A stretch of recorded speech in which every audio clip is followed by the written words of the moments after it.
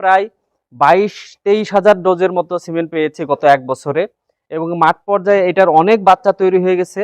কোনো খামারি থেকে আমরা এটার বাচ্চার প্রসবজনিত জটিলতা এখন অফিসিয়ালি আমরা পাই নাই। এই বুলটার কনসেপশন রেট খুবই হাই, ইউএস এর 10টা বুলেরই খুব হাই, শুধু ইউএস 7980 দুই একজন কম। আপনারা স্ক্রিনে যে ষাঁড় গরুটি দেখতে পারলেন, এই ষাঁড় গরুটির বিস্তারিত কিছু তথ্য জানলেন, এবং এই ষাঁড় গরুটির আইডি হচ্ছে US 8073 নম্বর ষাঁড় গরু। আর এই যে ষাঁড় গরু, এই ষাঁড় গরুটির মায়ের দুধের রেকর্ড ছিল 90 লিটার। হ্যাঁ দর্শক, আর স্ক্রিনে আপনাদের এই যে ষাঁড় গরুটি, এই ষাঁড় গরুটির সরকারি ষাঁড় গরু, এই ষাঁড় গরুটির কিছু মাঠ পর্যায়ের বাচ্চা আপনাদের দেখাচ্ছি। এই যে একটি কালো রঙের বাচ্চা, বাচ্চাটি কিন্তু খুবই সুন্দর এসেছে। আর অনেক দর্শক কমেন্টের মাধ্যমে জানানো চেয়েছেন যে এই সরকারি ষাঁড় গরুর মাঠ পর্যায়ের বাচ্চা দেখতে ইচ্ছুক, তাদের জন্য এই ভিডিওটি আসলে তৈরি করা।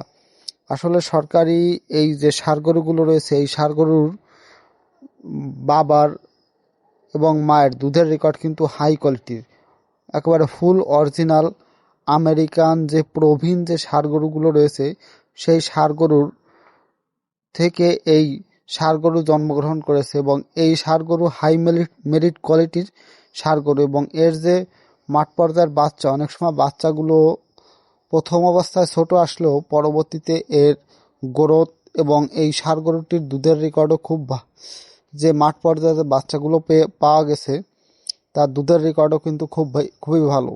আর আপনারা দেখতে পাচ্ছেন যে এর এই যে কিছু বাচ্চা দেখাচ্ছি, বাচ্চাগুলোর গঠন, আকার, আকৃতিও কিন্তু খুবই ভালো এসেছে।